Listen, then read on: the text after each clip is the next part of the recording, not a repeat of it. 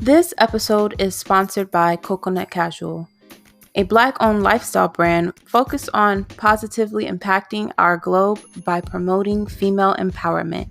It's all love at Coconut Casual.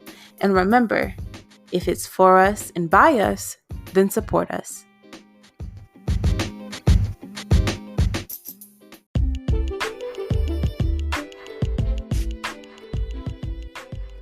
What's up, guys? It's your girl Jamia Zarzuela, the political poet, and welcome to Poetry, Prose, and Politics.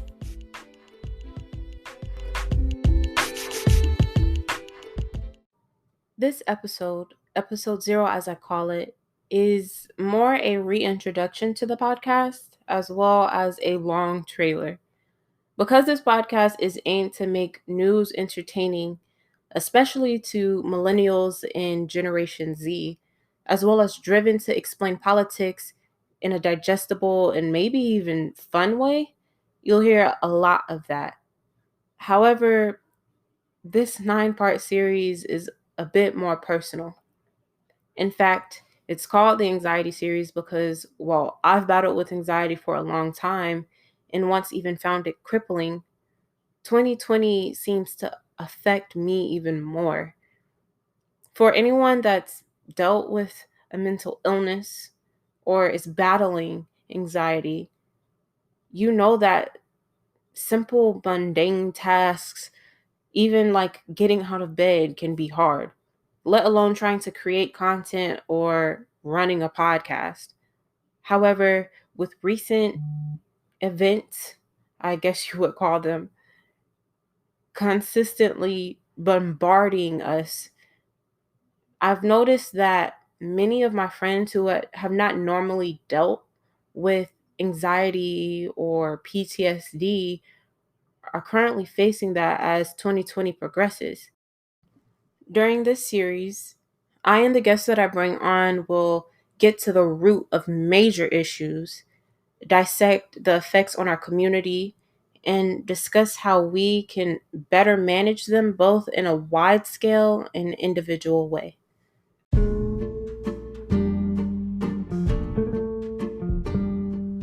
Before Rome burned, I'd just given birth.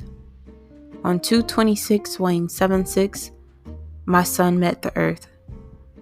Despite my anxiety of what was happening in this society, I was filled with mirth.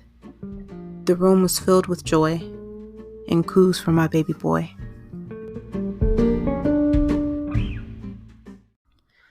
So yeah, before Rome burned. Or at least that's what I call pre-pandemic, pre-COVID and shit hitting the fan. I don't really know what to call it. I'm not sure what you call it, but that's what I say, before Rome burned. I actually wrote this poem when I was in the hospital with my son. He was born in February of this year, but we had to go back to the hospital again because he got sick and he had an infection that required us to stay in the hospital for 5 days. During that hospital stay, it was just me and him because his dad is off in the army. And understandably, due to the hospital's regulations for COVID, I couldn't have anybody else in there with me except for since I was his parent, so it was just me. And to release my frustration for what was happening during the time that I was in the hospital, I just watched the nation burn. I saw people that looked like me, my friends, my loved ones, my cousins, my sisters, my brothers, go protest in a way that not everybody would say was right. Well, many people wouldn't say it was right. But I guess then it poses this question of, well, I tried to protest and it's a silent protest. I wear this shirt that says I can't breathe because Eric Gardner couldn't breathe. I kneel on a football field simply out of respect for the people that has fallen. Or, I tried to peacefully protest, do a simple march. I say Black Lives Matter and not meaning that no one else's life matters. I'm just saying that my life, being a Black person, matters because not everybody believes so. And none of these things are working. Matter of fact, not only are they not working, but I'm getting criticized for that. And now I'm angry because it's another person, another innocent man, another innocent woman, another innocent Tamir Rice that was only a child, or, it's so frustrating. So while many people wouldn't say that it was the right thing to do to just go burn down the precinct, I understand, being a Black person, how that has happened. And it's very dangerous. Of course, when you have a group of people who have been suffering for centuries and haven't still been able to live comfortably simply because of their skin color. I guess that's why I created Poetry, Prose, and Politics. To be honest, I'm an artist at heart. I write poetry, I do photography and videography. I play the bass guitar, and I used to play the saxophone. I'm not too good at it anymore.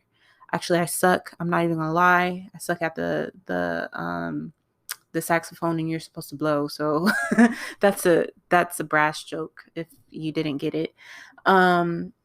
I play the bass guitar and I play the piano. I do a lot of things. I do a lot of creative things. But politics is my major. Political science is what I chose. And right now I'm in this experimental or phase, or like I'm trying to figure it out right now, because I don't necessarily know if I want to do what I'm doing currently, which is be a political commentator, maybe be a voice of Black people that also is able to translate what our senator, our governor, our president is saying to everyday folk. You're talking about politician talk, and politician jargon is a lot different from everyday conversation. And a lot of people get mixed up and don't really understand because, for one, we have an educational system that we have to work on. But for two, it's the disconnect because majority of the people that are in have power are provided in America or have access to in America that the people in regular, normal America don't. Like I grew up with a dad. Well, I didn't really grow up with him. Actually, he was in prison, but I grew up in a small town where a lot of my family, I feel like all of my family, they're well educated, but there are people in this country that wouldn't think so, simply because their vocabulary isn't as expanded, or they don't use lofty diction, etc., etc. So there's this: do I want to be a translator for the people that want to participate and need to participate in our political world to ensure that our nation looks like what they need it to look like in order for them to survive? Then there's also this possibility of me saying, hey, I can study law. I should be a lawyer, which I am studying law, but I'm not sure if I necessarily want to be a lawyer and defend a person just yet, because law school is a lot and the bar exam is really hard. And then over that, I could practice law for 5 years and then try to become a judge. Because, to be honest, I don't think that it's fair that somebody that doesn't come from my neighborhood and understand who I am, understand these group of people that were forced into a way of life that not many people would understand, selling drugs, or petty crime, simply because that's their way of eating. And since they're so disconnected from that, they give them a very harsh sentence when in reality, they're just a little boy trying to feed their family, or trying to live a better life for themselves. Then there's the fact that I could change the law, write the policy, because that same little boy that did this petty crime doesn't really deserve to, or at least I don't feel like they do, deserve to go to prison, because they grew up in already a tough they already had a tough life, grew up in tough circumstances, had things that happened to them. Now they're in prison, even worse than where they came from. And now this person is released from prison and is going to be re-institutionalized because they're worse off than when they went into the system, simply because they had to survive in prison. Prison is harsh, as my biological dad, at least has told me, and I'm pretty sure you can imagine, regardless if you know anyone who's been institutionalized or that has had to experience incarceration.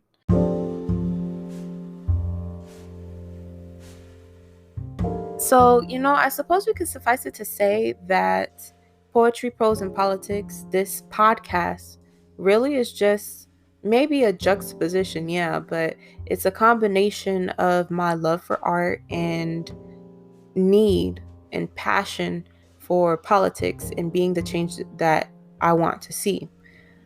Like I said, many people think that it's really weird that I'm trying to combine the two. They say that it's a juxtaposition, but I've always felt like art and maybe politics, this abstract idea of art and this boring construct of our society, has always gone hand in hand, if you really think about it, since the beginning of time. I suppose the latest example of this would probably be in Straight Outta Compton. Ice Cube's character is quoted saying something like, I think he said that his art is just a reflection of his reality, or something of the sort. And my favorite poet, Nina Simone, has said that she feels like a artist, as far as she's concerned at least, and an artist's responsibility is to reflect the times. And that's all I really want to do, is reflect the times. It's not really interesting for most people. Politics, I mean, it's not really interesting for most people. But then how do we get them to join into a conversation, considering the fact that they are the ones that make up this democracy? And that's what I want to do. I mean, I understand that this first episode isn't all that fun or interesting, simply because it's a monologue, and I haven't made not one joke except for that bad brass joke that I made about me, sucking at the saxophone instead of blowing. But yeah, I feel like with the next guest that I bring on, and the next couple of guests that I bring on, a lot of people will find it more interesting. At least this topic of healing through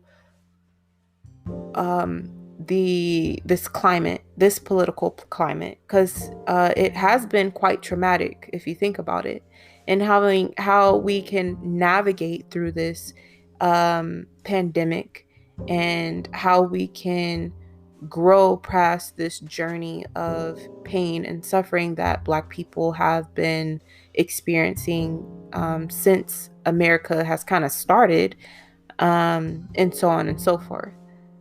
I do hope to have you also join in, just a little plug in, because your voice matters too. And you may say, well, how can you get into the conversation? But it's simple.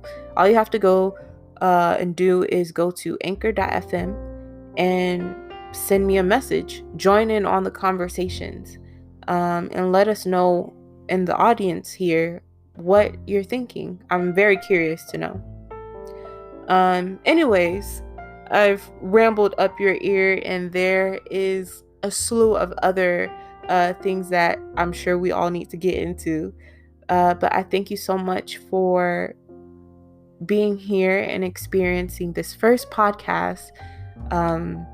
Actually, it's not the first podcast. It's not my first recording. I'm gonna just be honest. I've been doing a whole bunch of episodes, but for the simple fact that I want to clean up and be more consistent and take this a little bit more serious, this will appear to you as my first ever podcast because all the nightmarish ones that were really cringeworthy have been scrubbed from the internet with a whole bunch of sage. But yeah, thank you so much for being a part of this experience, and I can't wait to be able to talk with you guys soon. Always remember, speak free.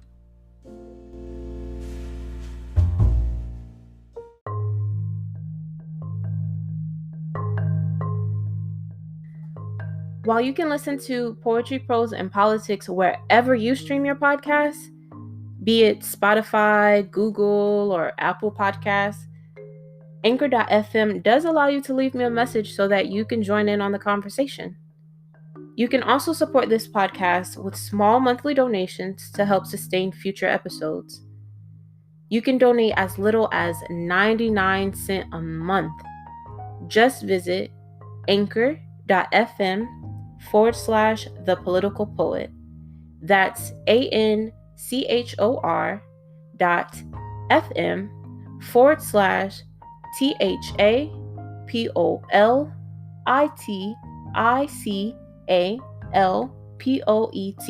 Wow, that's a mouthful. And then click support. Lastly, don't forget to follow me. And you can find me on almost all social media platforms at Jamia Zarzuela.